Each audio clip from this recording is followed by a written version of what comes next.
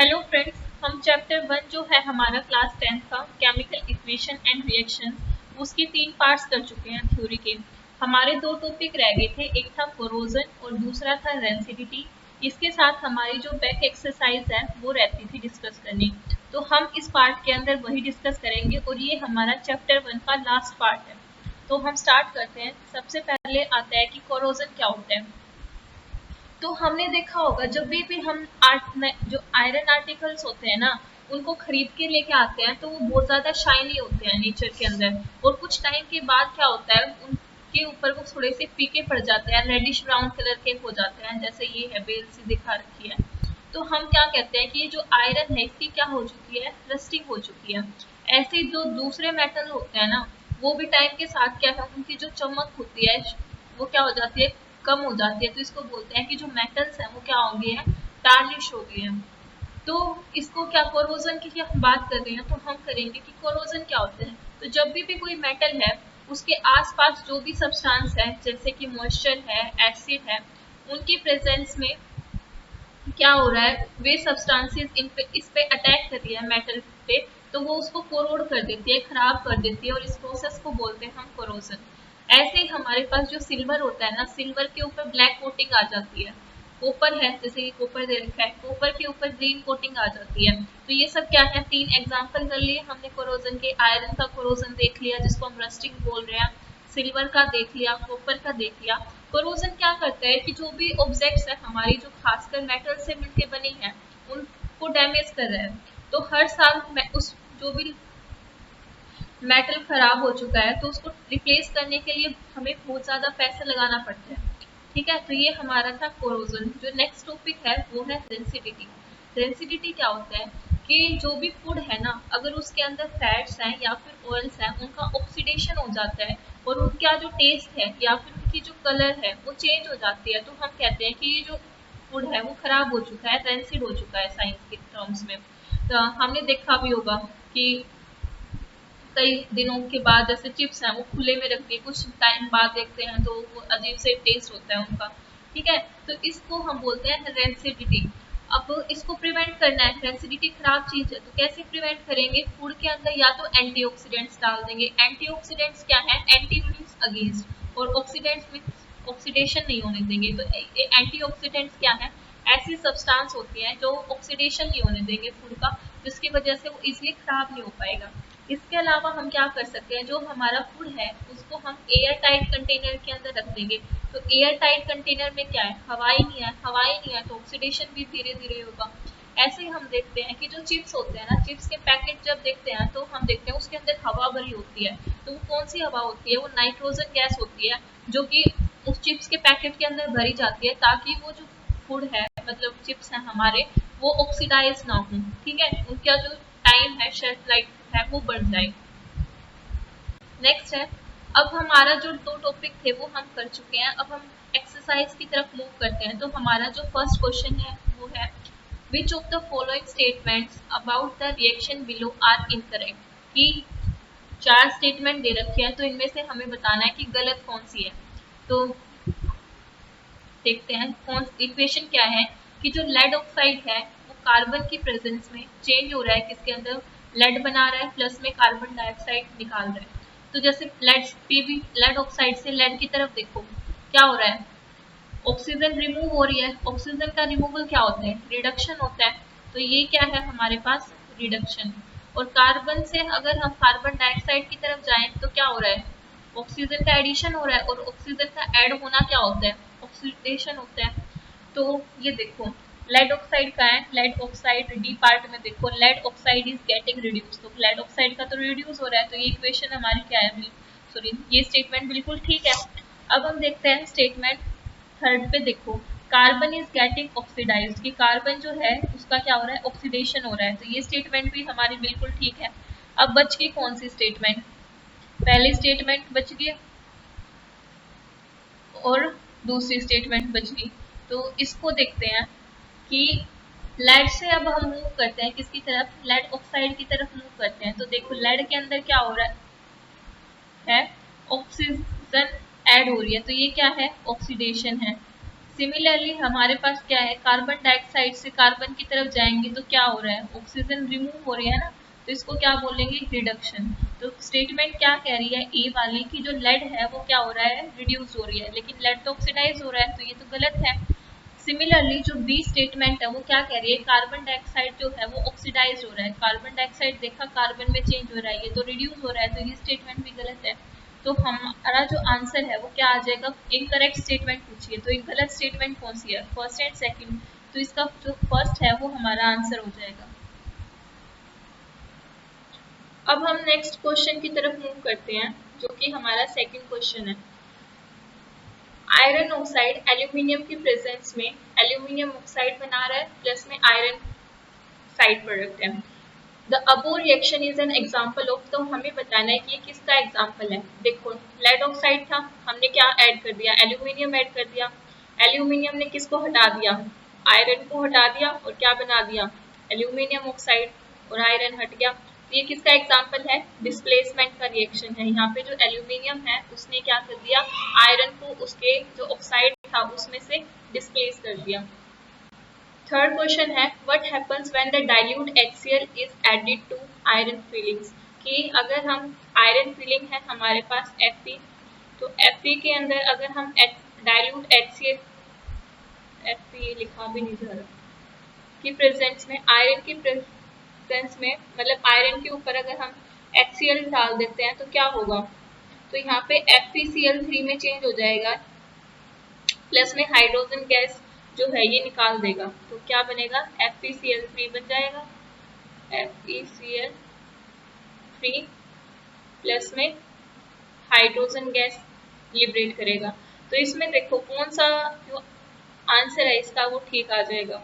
तो first statement क्या कह रहा है, हाइड्रोजन गैस बनेगी एंड आयरन क्लोराइड बनेगा, तो यही हमारा आंसर हो गया। नेक्स्ट क्वेश्चन है, फोर्थ क्वेश्चन क्या है, what is balance chemical equation, why chemical equations भी बैलेंस, की केमिकल इक्वेशन क्या होती है और हमें केमिकल इक्वेशन जो होती है उनको बैलेंस क्यों करना चाहिए। तो देखो, a reaction having an equal number of atoms of the element on either side of the chemical equation is called a balanced chemical equation। Balance chemical equation क्या होती है कि जिसमें रिएक्टेंट्स और जो प्रोडक्ट्स हैं दोनों के क्या है, इक्वल नंबर ऑफ एटम्स होते हैं। तो हम ऐसा क्यों करते हैं, हमने law of conservation of mass पढ़ा है, जो कि कहता है that mass can neither be created nor be destroyed. तो जो मास है, टोटल मास जो है रिएक्टेंट्स का, वो बराबर होना चाहिए मास ऑफ प्रोडक्ट्स के। तो इसीलिए हम क्या करते हैं, जो दोनों साइड है यानी कि रिएक्टेंट साइड है और प्रोडक्ट साइड है, तो वहाँ पे जो नंबर ऑफ एलिमेंट्स हैं उनको क्या करते हैं, बैलेंस करते हैं। नेक्स्ट क्वेश्चन क्या है, translate the following statements into chemical equations and balance them. कुछ हमें स्टेटमेंट्स दे रखी हैं, हमें उनसे केमिकल इक्वेशन बनानी है और फिर उनको क्या करना है, बैलेंस करना है। पहली स्टेटमेंट क्या है, जो हाइड्रोजन गैस है वो H2 की फॉर्म में होगी, गैसियस फॉर्म में, ये कंबाइन कर रही है किसके साथ, कंबाइन कर रही है ये नाइट्रोजन के साथ। तो नाइट्रोजन का फॉर्मूला क्या होता है, N2 होता है, N2 की फॉर्म में होती है जो हमारी नाइट्रोजन गैस है। तो ये भी क्या है, गैसियस फॉर्म में होगी। ये क्या बना रही है, ये कंबाइन करके अमोनिया बना रहे हैं। अमोनिया का फॉर्मूला क्या होता है, NH3 होता है, NH3। तो अगर ये हमारी अमोनिया बन गई, ये किस फॉर्म में बनेगी, ये लिक्विड फॉर्म में बनेगी। तो अगर हम इसको देखेंगे कि ये इक्वेशन जो है वो बैलेंस है या नहीं है, तो हमने देखा हाइड्रोजन और नाइट्रोजन अलग अलग हैं, लेफ्ट साइड और राइट साइड, तो ये बैलेंस नहीं है। इधर नाइट्रोजन 2 है, तो इसको मैं इधर भी 2 से मल्टीप्लाई कर देती हूँ, तो नाइट्रोजन कितने हो गए, 2 हो गए। अब और हाइड्रोजन देखते हैं, हाइड्रोजन इधर कितने हैं, 6 है, और इधर कितने हैं, 2 है, तो इसको 3 से मल्टीप्लाई कर दूंगी, तो क्या हो जाएंगे, हाइड्रोजन बैलेंस हो जाएंगे। अब हमारी जो सेकंड स्टेटमेंट है वो देखते हैं हम, क्या है, जो हाइड्रोजन सल्फाइड है H2S गैस की फॉर्म में है, इसको बर्न कर दिया हमने एयर के अंदर। एयर के अंदर क्या है, ऑक्सीजन है, O2, और ये क्या दे रहे हैं, कंबाइन करके वाटर दे रहे हैं। वाटर किस फॉर्म में होगा, लिक्विड की फॉर्म में होगा H2O प्लस में सल्फर डाइऑक्साइड SO2, ये किस फॉर्म में होगा, गैसियस फॉर्म में। अब इसको देखो ये बैलेंस है, तो ये हमने देखा कि बैलेंस नहीं है हमारी इक्वेशन, तो इसको बैलेंस करने के लिए क्या करते हैं, इधर टोटल ऑक्सीजन कितनी है प्रोडक्ट साइड में 3 है, और इस तरफ कितनी है 2 है, तो सबसे पहले हम ऑक्सीजन को बैलेंस कर लेते हैं। इस तरफ 2 से मल्टीप्लाई कर देते हैं तो कितनी होगी 4, और इधर भी किससे मल्टीप्लाई कर देते हैं 2 से, तो ऑक्सीजन टोटल कितनी होगी 6, और इधर कितनी है 2 है, तो इसको मल्टीप्लाई कर देते हैं हम 3 से, होगी ऑक्सीजन बैलेंस। अब हाइड्रोजन देखो, हाइड्रोजन इधर कितने होंगे वाटर वाले के अंदर, मॉलिक्यूल के अंदर 4, और इधर कितने हैं H2S के अंदर 2, तो इसको भी 2 से मल्टीप्लाई कर देते हैं। सल्फर 2 होगी, यहाँ पे भी सल्फर 2 है, तो ये बैलेंस हो चुकी है। नेक्स्ट हम स्टार्ट करते हैं कि जो नेक्स्ट स्टेटमेंट देखते हैं जो कि हमारी थर्ड है, कि जो बैरियम क्लोराइड है यानी कि BaCl2 है,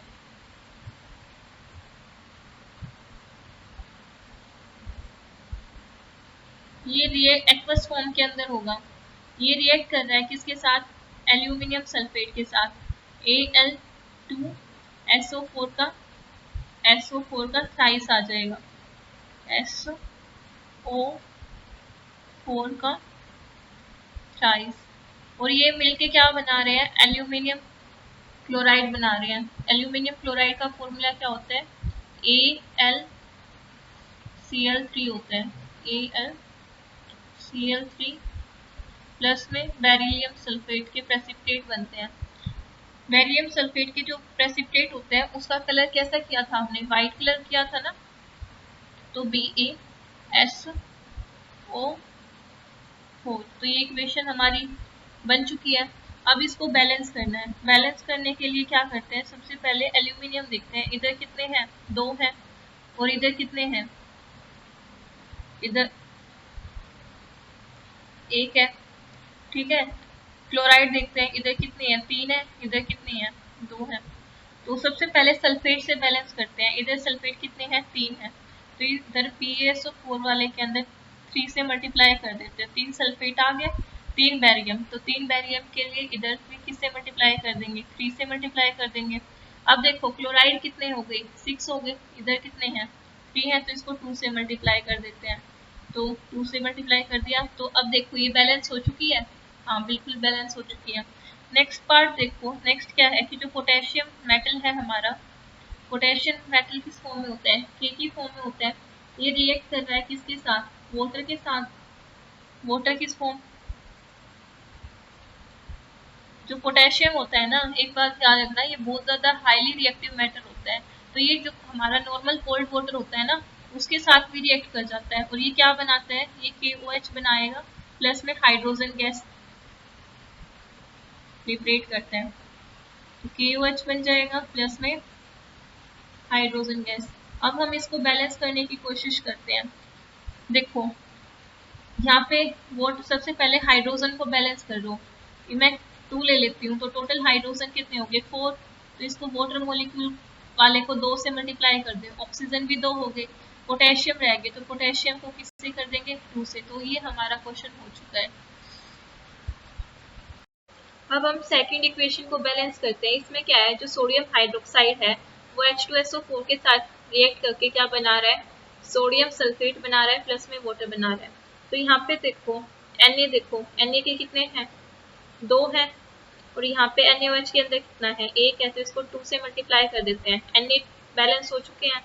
अब देखो यहाँ से सल्फेट को काट दो SO4, और यहाँ से सल्फेट को काट दो, Na बैलेंस कर ही चुके हैं। H2 कितने, H2 है इधर वाटर वाले में 2 ही हाइड्रोजन है, H2SO4 के अंदर 2 हाइड्रोजन है और 2 यहाँ है, ठीक है, तो टोटल 4 हैं, तो इसको H2O वाले में 2 से मल्टीप्लाई कर देते हैं, और 2 ऑक्सीजन है, ये भी बैलेंस हो चुकी है। थर्ड इक्वेशन में देखो NaCl AgNO3 के साथ मिलके AgCl प्लस में सोडियम नाइट्रेट बना रहा है, तो Na भी 1 है, Na इधर भी 1 है, N नाइट्रेट के अंदर, क्लोराइड आयन भी NaCl के अंदर एक है, AgCl में भी एक क्लोराइड है, फिर AgNO3 के अंदर एक Ag है, AgCl में एक Ag है, नाइट्रेट जो है वो एक है, यहाँ पे भी एक है, तो यानी कि ये जो हमारी इक्वेशन है ये क्या है, पहले से ही बैलेंस है। फोर्थ में देखो BaCl2 जो है H2SO4 के साथ रिएक्ट करके क्या बना रहा है, बेरियम सल्फेट बना रहा है, प्लस में HCl बना रहा है। तो देखो HCl के अंदर एक क्लोराइड है और BaCl2 के अंदर कितने हैं, दो हैं, तो HCl वालों को क्या करते हैं, दो से मल्टीप्लाई कर देते हैं, ठीक है। तो SO4 को काट देते हैं, SO4 को काट देते हैं, फिर है H2SO4 वाले में देखो दो हाइड्रोजन थे, यहाँ से हम दो हाइड्रोजन कर ही चुके हैं, बेरियम एक है, यहाँ पे भी बेरियम एक है, तो ये भी हमारी क्या हो चुकी है, बैलेंस हो चुकी है। अब हम नेक्स्ट क्वेश्चन की तरफ मूव करते हैं। हमारा नेक्स्ट क्वेश्चन है write the balance chemical equation for the following reactions. ये चार रिएक्शंस दे रखी है, इनके लिए हमें केमिकल इक्वेशन बनानी है और उसको बैलेंस करना है। तो टाइम को सेव करने के लिए मैंने इनको पहले से इनके फॉर्मूले रख रखे हैं। तो जैसे कैल्शियम हाइड्रोक्साइड प्लस में कार्बन डाइऑक्साइड, ये क्या देता है हमारे पास, कैल्शियम कार्बोनेट प्लस वाटर देता है फर्स्ट स्टेटमेंट के अकॉर्डिंग। तो इसको हम बैलेंस करते हैं। तो इसमें देखो ऑक्सीजन कितने हैं, टोटल ऑक्सीजन 4 हैं, और इस साइड भी कितने हैं, इस साइड भी 4 हैं। फिर हम बात करते हैं हाइड्रोजन की, देखते हैं इधर हाइड्रोजन 2 है, इधर भी हाइड्रोजन कितने हैं, 2 हैं। फिर कार्बन कितना है, एक है, इधर भी कार्बन कितना है, एक है। कैल्शियम एक है, इधर भी कैल्शियम एक है। यानी कि ये जो हमारी इक्वेशन है फर्स्ट वाली, ये क्या है, पहले से ही बैलेंस्ड है। सेकेंड इक्वेशन में देखो जिंक जो है सिल्वर नाइट्रेट के साथ वो क्या दे रहा है, जिंक नाइट्रेट दे रहा है, प्लस में सिल्वर दे रहा है। तो जिंक नाइट्रेट के अंदर देखो नाइट्रेट के कितने मोलिक्यूल्स हैं, दो मोलिक्यूल्स हैं, और AgNO3 के अंदर कितने हैं, एक ही है। तो इसको क्या करते हैं, दो से मल्टीप्लाई कर देते हैं। तो अब दो नाइट्रेट हो गए, नाइट्रेट तो हमारा बैलेंस हो गया। अब इसको देखो सिल्वर को, यहाँ पे दो Ag आगे AgNO3 के अंदर, तो यहाँ पे इसको जो सिल्वर है इसको भी दो से मल्टीप्लाई करते हैं। Ag भी बैलेंस हो चुका है, जिंक भी हो चुका है, नाइट्रेट भी हो चुका है, तो ये इक्वेशन भी हमारी बैलेंस हो चुकी है। थर्ड देखो जो एल्यूमिनियम है वो कॉपर क्लोराइड के साथ रिएक्ट करके क्या बना रहा है, एल्यूमिनियम क्लोराइड प्लस में कॉपर बना रहा है। तो यहाँ देखो एल्यूमिनियम क्लोराइड के अंदर क्लोरीन के कितने मोलिक्यूल्स हैं, 3 है, तो इसको 2 से मल्टीप्लाई कर लेते हैं, ठीक है, 6 बना लेते हैं इनको। और कॉपर क्लोराइड के अंदर कितने हैं, 2 हैं, तो इसको किससे कर देते हैं, 3 से मल्टीप्लाई कर देते हैं। तो क्लोराइड के तो मोलिक्यूल्स क्या हैं, दोनों साइड पे बैलेंस हो चुके हैं, 6-6। अब देखो यहाँ पे एल्यूमिनियम कितने हैं, एल्यूमिनियम के 2 हैं, तो इस वाले के अंदर 2 से मल्टीप्लाई कर दिया। फिर यहाँ पे कॉपर कितने हैं, कॉपर क्लोराइड के अंदर 3 है, तो इसको यहाँ पे कॉपर वाले को 3 से मल्टीप्लाई कर दिया। तो ये भी हमारी इक्वेशन क्या हो चुकी है, बैलेंस हो चुकी है। फोर्थ देखो, फोर्थ में क्या है, जो बेरियम क्लोराइड है वो पोटेशियम सल्फेट के साथ मिलके बेरियम सल्फेट प्लस में पोटेशियम क्लोराइड बना रहा है। तो ये देखो SO4 के यहाँ पे कितने हैं, एक सल्फेट है, यहाँ पे भी एक सल्फेट है, यहाँ पे पोटेशियम के 2 हैं K2SO4 के अंदर, और KCl के अंदर एक ही है, तो इसको 2 से मल्टीप्लाई कर देते हैं, तो 2KCl हो गया। तो पोटेशियम भी बैलेंस हो चुके हैं, सल्फेट भी बैलेंस हो चुके हैं। बच गए कौन, क्लोराइड। क्लोराइड देखो KCl के अंदर कितने हैं, 2 क्लोरीन है, और BaCl2 के अंदर भी 2 क्लोरीन है। फिर बच गया कौन, बैरियम। यहाँ पे BaCl2 के अंदर भी एक बैरियम है, और BaSO4 के अंदर भी एक बैरियम है। तो यानी कि ये इक्वेशन क्या है हमारी, यहाँ पे भी क्या हो चुकी है, बैलेंस हो चुकी है। अब हम नेक्स्ट क्वेश्चन की तरफ मूव करते हैं। ये क्या है, write the balance chemical equation for the following. Equations दे रखी हैं, स्टेटमेंट दे रखी है, उससे हमें पहले इक्वेशन बनानी है, फिर उनको बैलेंस करना है, और फिर इसमें बताना है ये किस तरह की रिएक्शन है। तो यहाँ पे भी मैंने पहले इनके केमिकल फॉर्मूले लिख रखे हैं, हम सीधा इनको बैलेंस करेंगे। तो फर्स्ट क्या कह रहा है कि जो पोटेशियम ब्रोमाइड है जब उसको रिएक्ट करते हैं हम बेरियम आयोडाइड के साथ, तो वो पोटेशियम आयोडाइड दे रहा है, प्लस में बेरियम ब्रोमाइड दे रहा है, ठीक है। तो आयोडीन देखो, बेरियम आयोडाइड के अंदर 2 आयोडीन है, और यहाँ पे पोटेशियम आयोडाइड के अंदर कितना है, एक ही है, तो इसको 2 से मल्टीप्लाई कर लेते हैं, ठीक है। अब पोटेशियम आयोडाइड के अंदर 2 पोटेशियम हो गए और KBr के अंदर कितने हैं, एक ही है, तो यहाँ पे भी इसको 2 से मल्टीप्लाई कर देते हैं। अब Br कितने हैं, 2 हैं टोटल, यहाँ पे भी Br ये हैं, 2 ही हैं BaBr2 के अंदर, और बेरियम का एक है, यहाँ पे भी बेरियम का एक है, तो ये क्या होगी, हमारी इक्वेशन बैलेंस होगी है। अब हमें बताना है ये किस तरह की रिएक्शन है। देखो पोटेशियम के साथ क्या हो गया, ये जो ब्रोमाइड और आयोडीन है ना, ये आपस में एक्सचेंज हो गया, ठीक है। पहले ब्रोमाइड किसके साथ था, पोटेशियम के साथ, अब किसके साथ आ गया, बेरियम के साथ आ गया, ठीक है। तो और यहाँ पे आयोडीन का देखिए, पहले आयोडाइड किसके साथ था, बेरियम के साथ, अब किसके साथ आ गया, पोटेशियम के साथ, यानी डबल डिस्प्लेसमेंट हो रहा है, दो चीजों का डिस्प्लेसमेंट हो रहा है, तो इस रिएक्शन को हम क्या बोलेंगे, डबल डिस्प्लेसमेंट बोलेंगे, शॉर्ट में मैं इसको लिख रही हूँ DD, ठीक है। अब हम सेकंड देखते हैं। सेकंड में क्या है, जो जिंक कार्बोनेट है वो रिएक्ट कर रहा है किसके साथ, जिंक ऑक्साइड के साथ, सॉरी जिंक कार्बोनेट जो है वो रिएक्ट करके ये ब्रेक डाउन हो रहा है इसका, और ये क्या दे रहा है हमारे पास, जिंक ऑक्साइड प्लस में कार्बन डाइऑक्साइड। तो देखो जिंक एक है, यहाँ पे भी जिंक एक है, कार्बन एक है, कार्बन एक है, ऑक्सीजन टोटल 3 है प्रोडक्ट साइड में, और रिएक्टेंट साइड में भी 3 है, तो यानी कि ये इक्वेशन बैलेंस हो चुकी है। एक ही कंपाउंड जो है वो टूट के 2 या 2 से ज्यादा दे रहा है, इसमें 2 ही दे रहा है, तो कौन सी रिएक्शन होती है, डिकम्पोजिशन रिएक्शन होती है। तो ये कौन सी रिएक्शन है हमारे पास, डिकम्पोजिशन रिएक्शन है, डिकम्पोजिशन रिएक्शन। फिर आता है हमारे पास थर्ड, देखो थर्ड में क्या है, जो हाइड्रोजन गैस है प्लस में क्लोरीन गैस, ये मिलके क्या बना रही है, हाइड्रोजन क्लोराइड बना रहे हैं। तो इसको देखो, हाइड्रोजन के कितने हैं, 2 एटम है, क्लोरीन के भी 2 हैं, और यहाँ पे HCl के अंदर दोनों के एक एक हैं, तो इसको 2 से मल्टीप्लाई कर देते हैं। अब ये बैलेंस हो चुकी है। अब ये हमें बतानी है कि किस तरह की केमिकल इक्वेशन है, तो 2 चीजें मिलके एक चीज बना रही है, तो ये कौन सी होगी, ये होगी हमारी कॉम्बिनेशन रिएक्शन। कॉम्बिनेशन में ही हमने पढ़ा था ना कि 2 चीजें मिलके एक चीज बनाती है, तो ये कौन सी रिएक्शन होगी, कॉम्बिनेशन रिएक्शन। फोर्थ देखो, फोर्थ में क्या है, जो मैग्नीशियम है वो HCl के साथ रिएक्ट करके क्या बना रहा है, मैग्नीशियम क्लोराइड बना रहा है, प्लस में हाइड्रोजन गैस लिबरेट करता है। ये हमें पता है कि जो भी मेटल होते हैं वो एसिड के साथ क्या देते हैं, हाइड्रोजन गैस लिबरेट करते हैं। क्लोरीन क्लोराइड के देखो यहाँ पे 2 है, HCl के अंदर एक है, तो इसको किससे मल्टीप्लाई कर दिया, 2 से। अब 2 हाइड्रोजन हो गया HCl के अंदर, और यहाँ पे H2 के अंदर भी 2 हैं, और मैग्नीशियम एक है, तो यानी कि इक्वेशन तो हमारी बैलेंस हो चुकी है।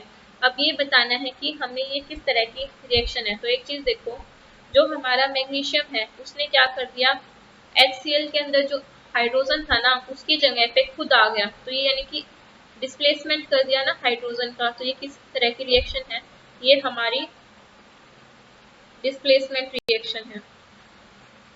नेक्स्ट क्वेश्चन है, What do you mean by exothermic and endothermic reactions? कि exothermic और endothermic reactions क्या होते हैं? Give examples, और इसके examples देने हैं। Exothermic reactions are the one which are accompanied with liberation of energy in the form of heat, light or sound. कि exothermic reactions क्या होती है? ऐसी reactions होती हैं जिसके अंदर energy, एक्सो मीन्स निकलना, तो यानी कि ऐसी रिएक्शन जिसके अंदर एनर्जी जो है वो निकलेगी, किसके फॉर्म में निकलेगी, हीट की फॉर्म में हो सकती है, लाइट की फॉर्म में, या फिर साउंड की फॉर्म में। अब हमारे पास जितने भी कॉम्बिनेशन रिएक्शंस होती हैं जिसके अंदर 2 चीजों से कोई एक नई चीज बनती है, वो सारी क्या होती है, एक्सोथर्मिक रिएक्शंस होती हैं। जैसे कि अगर हम क्विकलाइम होता है, कैल्शियम ऑक्साइड को वाटर के साथ ट्रीट करते हैं तो कैल्शियम हाइड्रोक्साइड बन जाता है, और इस रिएक्शन के अंदर हीट प्रोड्यूस होती है, तो ये क्या होगी, एक्सोथर्मिक रिएक्शंस। फिर है एंडोथर्मिक, एंडो मीन्स देना, किसी चीज को अंदर जाएगी, ठीक है, एंडो मीन्स अंदर जाएगी। तो ऐसी रिएक्शंस जिसके अंदर हमें एनर्जी देनी पड़ेगी, किस फॉर्म में दे सकते हैं, हीट की फॉर्म में दे सकते हैं, लाइट की फॉर्म में दे सकते हैं, और फिर जाके हमारी रिएक्शन होगी। तो जितनी भी डिकम्पोजिशन रिएक्शंस हैं जिसके अंदर कुछ ना कुछ टूटेगा, तो कब टूटेगा, जब हम उसको एनर्जी देंगे, ठीक है। तो वो क्या होती है, एंडोथर्मिक रिएक्शंस होती हैं। जैसे कि कैल्शियम कार्बोनेट को अगर हीट कर देते हैं तो ये क्या देता है, कैल्शियम ऑक्साइड देता है, प्लस में कार्बन डाइऑक्साइड गैस देता है। नेक्स्ट क्वेश्चन है, why is respiration considered exothermic reactions, की जो रेस्पिरेशन होता है वो एक्सोथर्मिक रिएक्शन क्यों है। हमें पता है कि हम जब खाना खाते हैं, ठीक है, खाना खाते हैं हम, तो डाइजेशन में क्या होता है, जो भी लार्ज मॉलिक्यूल्स होते हैं ना फूड के, वो छोटे छोटे मॉलिक्यूल्स के अंदर टूट जाते हैं, जैसे कि ग्लूकोज के अंदर टूट गए वो। फिर क्या है, हमारे सेल के पास क्या है, ग्लूकोज भी आ गई फूड से और ऑक्सीजन भी आ गई। तो ये दोनों क्या करेंगी, रिएक्ट करेंगे। ग्लूकोज जो है, ठीक है, सॉरी ये रिएक्शन हमने गलत लिख रखे हैं यहाँ पे। 6H12 और 6 ये ग्लूकोज का फॉर्मूला है। यहाँ पे क्या आएगा, 6O2 आएगा हमारे पास, ठीक है। तो 6O2 के साथ ये क्या दे देगा, 6CO2 प्लस में H2O दे देगा, 6H2O प्लस में यहाँ पे कुछ एनर्जी रिलीज होगी और इसी एनर्जी से हम अपना जो भी काम है वो कर सकते हैं। तो इसलिए हम कह रहे हैं एनर्जी रिलीज हो रही है, तो ये क्या है, रेस्पिरेशन जो है वो एक एक्सोथर्मिक रिएक्शन है। नेक्स्ट क्वेश्चन है, Why are decomposition reactions are called the opposite of the combination reaction? कि जो decomposition reactions होती हैं वो combination reactions का opposite क्यों होती है, उनकी इक्वेशन लिखो। Decomposition का मतलब क्या होता है, डिकम्पोज होना यानी कि टूटना। तो इसके अंदर क्या है, एक कंपाउंड जो है वो टूटेगा दो या दो से ज्यादा प्रोडक्ट्स के अंदर, और जब भी टूटेगा तो उसको क्या चाहिएगी, एनर्जी चाहिएगी टूटने के लिए। तो जैसे कि हमने किया था कैल्शियम कार्बोनेट का, क्या था कि कैसे डिकम्पोजिशन होता है कार्बन ऑक्साइड के अंदर प्लस में CO2 के अंदर। जबकि कॉम्बिनेशन रिएक्शन में क्या हो रहा है, दो या दो से ज्यादा चीजें क्या है, कंबाइन करेंगी और एक सिंगल प्रोडक्ट बनाएंगी, ठीक है। और इस दौरान क्या होगा, बहुत ज्यादा एनर्जी लिबरेट होगी। यहाँ पे क्या हो रहा था, टूट रही थी, यहाँ पे कोई चीज बन रही है, यहाँ पे एनर्जी दे रहे थे डिकम्पोजिशन में, यहाँ पे एनर्जी निकल रही है, ठीक है। तो एग्जाम्पल भी हम कर चुके हैं, तो ये दूसरे के बिल्कुल अपोजिट हो गई ना। नेक्स्ट है, एक इक्वेशन लिखनी है हमें डिकम्पोजिशन रिएक्शन की, जहाँ पे हम एनर्जी देंगे हीट की फॉर्म में, लाइट की फॉर्म में और इलेक्ट्रिसिटी की फॉर्म में। तो कैल्शियम कार्बोनेट को जब भी तोड़ेंगे तो हम हीट करते हैं, तो वो किस में चेंज हो जाता है, कैल्शियम ऑक्साइड में प्लस में CO2 गैस में। और जब सनलाइट का देख लेते हैं, सनलाइट का क्या है, जो सिल्वर क्लोराइड होता है या फिर सिल्वर ब्रोमाइड भी ले लें हम, उसको सनलाइट में रख देते हैं ना, तो क्या होएगा, सिल्वर बन जाता है, प्लस में क्या है, क्लोराइड निकल जाएगा जिससे इस रिएक्शन में। और अगर हमने AgBr ले रखा है तो उसमें ब्रोमीन गैस निकल जाती है, और इस वाले में कौन सी निकलेगी, AgCl ले रखा है तो क्लोरीन गैस निकल जाती है। थर्ड है कि इलेक्ट्रिसिटी से डिकम्पोजिशन करना है, जैसे कि एल्यूमिनियम ऑक्साइड है, एक्वस फॉर्म के अंदर ले लिया, तो जब इसका डिकम्पोजिशन करेंगे हम, इलेक्ट्रोलिसिस करेंगे तो क्या होगा, एल्यूमिनियम निकल जाएगा, प्लस में क्या है, ऑक्सीजन निकलेगी, दोनों में ये चेंज हो जाएगा। नेक्स्ट है, what is the difference between displacement reaction and double displacement reaction. Displacement reaction में क्या होता है, एक जो ज्यादा रिएक्टिव एलिमेंट है ना, वो लेस वाले को क्या कर देगा, डिस्प्लेस कर देगा, उसकी जगह ले लेगा। जैसे कॉपर सल्फेट है, ठीक है, ये था सॉल्यूशन, हमने इसमें जिंक डाल दिया, तो जिंक ने क्या कर लिया, इस कॉपर जो सॉल्यूशन था ना, कॉपर सॉल्यूशन में से कॉपर को हटा दिया और इसकी जगह आ गया, यानी कि जिंक सल्फेट बन गया, प्लस में कॉपर को निकाल दिया। तो ये क्या है, डिस्प्लेसमेंट रिएक्शन, ठीक है। और डबल डिस्प्लेसमेंट में क्या होता है, दो चीजों का रीअरेंजमेंट हो जाता है, जैसे कि ये देखो, सोडियम सल्फेट था, प्लस में क्या था, बेरियम क्लोराइड था, तो इन्होंने क्या बना दिया, बेरियम सल्फेट बना दिया, प्लस में सोडियम क्लोराइड बना दिया। सल्फेट पहले किसके साथ था, सोडियम के साथ, अब सल्फेट किसके साथ आ गया, बेरियम के साथ। तो एक तो इसका डिस्प्लेसमेंट हो गया, दूसरा क्लोराइड का देखो, पहले किसके साथ था, बेरियम के साथ था, अब किसके साथ है, अब Na के साथ है, यानी कि दो या दो से ज्यादा चीजों का हम कह सकते हैं दोबारा से रीअरेंजमेंट हो रहा है, और जब जाके एक नए कंपाउंड्स बनते हैं। नेक्स्ट है, जब हम Ag की मतलब जो सिल्वर होता है ना, उसकी जब रिफाइनिंग करते हैं, उसको प्योर, मतलब रिफाइनिंग का मतलब होता है किसी भी चीज की प्योर फॉर्म ऑब्टेन करना। तो हम क्या करते हैं, सिल्वर की रिकवरी करते हैं, हम सिल्वर लेते, आएगा कहाँ से आता है, Ag नाइट्रेट सॉल्यूशन से आएगा, यानी कि सिल्वर नाइट्रेट सॉल्यूशन से आएगा। और इसके अंदर क्या होता है, डिस्प्लेसमेंट होता है किसके साथ, कॉपर के साथ। तो इसकी रिएक्शन देखो, तो AgNO3 यानी कि सिल्वर नाइट्रेट सॉल्यूशन हो गया, एक्वस फॉर्म में सॉल्यूशन है, तो एक्वस फॉर्म में कॉपर मेटल किस फॉर्म में होएगा, सॉलिड की फॉर्म में हो गया, तो इसके साथ मिलके क्या बना देता है, ये कॉपर नाइट्रेट बन जाता है, प्लस में जो प्योर यहाँ से हमारे पास क्या निकल जाता है, ये हमें प्योर सिल्वर मिल जाता है। ठीक है, नेक्स्ट क्वेश्चन है हमारे पास, what do you mean by precipitation reaction, और एग्जांपल दो। प्रेसिपिटेशन रिएक्शन क्या होती है, ये एक ऐसी रिएक्शन होती है जैसे इसके अंदर क्या होता है, कुछ इनसोल्यूबल सा है ना, नीचे हमारे पास टेस्ट ट्यूब के अंदर सॉलिड सी चीज दिखेंगी हमें, जिनको हम क्या बोलते हैं, प्रेसिपिटेट बोलते हैं। तो ऐसी रिएक्शन जिसके अंदर प्रेसिपिटेट बन रहा होता है तो उनको क्या बोलते हैं, प्रेसिपिटेशन रिएक्शन बोलते हैं। जैसे कि सोडियम सल्फेट है, इसको हम रिएक्ट करवाएं अगर बेरियम क्लोराइड के साथ, तो BaSO4 बनता है, बेरियम सल्फेट। और बेरियम सल्फेट के हमें व्हाइट पीपीटी देखने को मिलेंगे नीचे टेस्ट ट्यूब के अंदर। ठीक है, प्लस में NaCl एक्वस फॉर्म के अंदर बनता है। तो ये क्या है हमारे पास, प्रेसिपिटेशन रिएक्शन का एग्जांपल है। अब हम मूव करते हैं नेक्स्ट क्वेश्चन की तरफ। Explain the following in the terms of gain or loss of oxygen with two examples of each. देखो क्या बताना है, ऑक्सीजन की टर्म्स में बताना है कि ऑक्सीडेशन क्या होता है, रिडक्शन क्या होता है। तो ऑक्सीडेशन का मतलब ऑक्सीजन का ऐड होना, ठीक है, और रिडक्शन का मतलब, रिडक्शन मतलब किसी चीज का घटना, और घटेगी कौन, ऑक्सीजन। ठीक है, तो रिएक्शन देखो हमारे पास दो एग्जांपल ले लिए हमने। कार्बन डाइऑक्साइड जो है वो हाइड्रोजन गैस के साथ मिलकर क्या बनाती है, कार्बन मोनोऑक्साइड बनाती है, प्लस में H2O बनाती है। तो कार्बन डाइऑक्साइड का देखो, कार्बन डाइऑक्साइड चेंज हो रही है किसके अंदर, कार्बन मोनोऑक्साइड के अंदर। तो इसमें से एक ऑक्सीजन कम हो रहा है, तो एक ऑक्सीजन कम हो रहा है, तो ये क्या है, रिडक्शन है। फिर देखो हाइड्रोजन गैस जो है वो चेंज हो रही है किसके अंदर, वाटर के अंदर। तो इसके अंदर क्या है, ऑक्सीजन ऐड हो रही है, और ऑक्सीजन ऐड हो रही है, तो ये क्या है, ऑक्सीडेशन है। ठीक है, अब सेकंड देखो, इसमें क्या है, जो कॉपर है वो ऑक्सीजन के साथ मिलके क्या दे रहा है,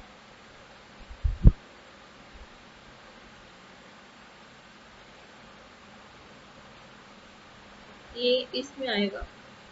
ठीक है, तो कॉपर किस में चेंज हो रहा है, कॉपर ऑक्साइड के अंदर, यानी इसमें ऑक्सीजन ऐड हो रही है, तो ये क्या हो रहा है, कॉपर का तो ऑक्सीडेशन हो रहा है। और इसके अंदर देखो O2 से क्या बन रहा है, वाटर बन रहा है, तो इसके अंदर ऑक्सीजन कम हो रही है, तो इसका मतलब ये क्या, इसका क्या हो रहा है, रिडक्शन हो रहा है। अब एक चीज ध्यान रखने की होती है कि एक ही रिएक्शन के अंदर ऑक्सीडेशन भी हो रहा है, रिडक्शन भी हो रहा है, तो ऐसी रिएक्शंस को हम क्या बोलते हैं, इनको बोलते हैं हम रिडॉक्स रिएक्शंस। ठीक है, नेक्स्ट आता है हमारे पास, एक शाइनी ब्राउन कलर का एलिमेंट है, कोई भी एलिमेंट है जिसका कलर कैसा है, ब्राउन कलर का, और अगर उसको हीट कर देना तो वो कैसा हो जाता है, ब्लैक कलर का एक कंपाउंड बना लेता है। तो क्या हो सकता है, तो ये याद रखना, जो हमारा कॉपर होता है ना वो ब्राउन कलर का होता है, और ऑक्सीजन के साथ जब भी आ जाता है तो ये ब्लैक कलर का सब्सटेंस बनाता है, जो कि क्या होता है हमारे पास, कॉपर ऑक्साइड होता है। ठीक है, तो वो एक्स एलिमेंट कौन सा है हमारा, कॉपर है, और जो कंपाउंड बना है वो कौन सा है, कॉपर ऑक्साइड, यानी कि CuO है। नेक्स्ट क्वेश्चन की तरफ मूव करते हैं। Why do we apply paint on the iron articles, की जो आयरन के आर्टिकल्स होते हैं ना उसके ऊपर हम पेंट क्यों अप्लाई करते हैं। देखो हमने कहा था कोरोजन पढ़ा था, कोरोजन के अंदर क्या था कि आयरन के ऊपर मॉइस्चर या फिर एसिड वगैरह इन सब चीजों का अटैक हो जाता है, जिसकी वजह से उसकी रस्टिंग हो जाती है। तो उस रस्टिंग से बचाने के लिए हम क्या करते हैं, उसके ऊपर पेंट लगा देते हैं, कि एक ऐसे कोटिंग कर देते हैं, कोटिंग कर देते हैं। तो कोटिंग से क्या होगा कि जो हमारा ये जैसे आयरन आर्टिकल है इसके ऊपर कोटिंग होगी, अब ये जो आयरन आर्टिकल है ना ये कांटेक्ट में नहीं आ पाएगा मॉइस्चर के। ठीक है, जिसकी वजह से इसकी क्या हो जाएगी, रस्टिंग जो है वो प्रिवेंट हो सकती है। नेक्स्ट क्वेश्चन है, oil and fats containing food are flushed with nitrogen, की जो फूड होता है जिसके अंदर क्या होता है, ऑयल्स एंड फैट्स होता है, तो उसको हम नाइट्रोजन गैस के साथ क्यों भर देते हैं, उसके अंदर नाइट्रोजन क्यों भर देते हैं। तो जो नाइट्रोजन होती है ना वो हमारे पास इनर्ट गैस होती है, इनर्ट का मतलब वो इतनी ज्यादा रिएक्टिव नहीं है, तो वो फूड के साथ भी रिएक्ट नहीं करेगी। जबकि जो ऑक्सीजन है वो बहुत ज्यादा रिएक्टिव गैस है, वो क्या करती है हमारे फूड के साथ क्या करेगी, रिएक्ट कर देती है और उसको खराब कर देती है, रेंसिड कर देती है। तो इसी वजह से जो भी बैग्स होते हैं, जिस मतलब जो भी पैकेट होते हैं ना उसके अंदर, जिसके अंदर भी फूड वगैरह है, जिसके अंदर फूड में ऑयल या फिर फैट्स हैं, तो उसके अंदर हम नाइट्रोजन भर देते हैं, ताकि क्या है ऑक्सीजन ना रहे वहाँ पे और जो फूड है उसकी डेंसिटी ना हो पाए।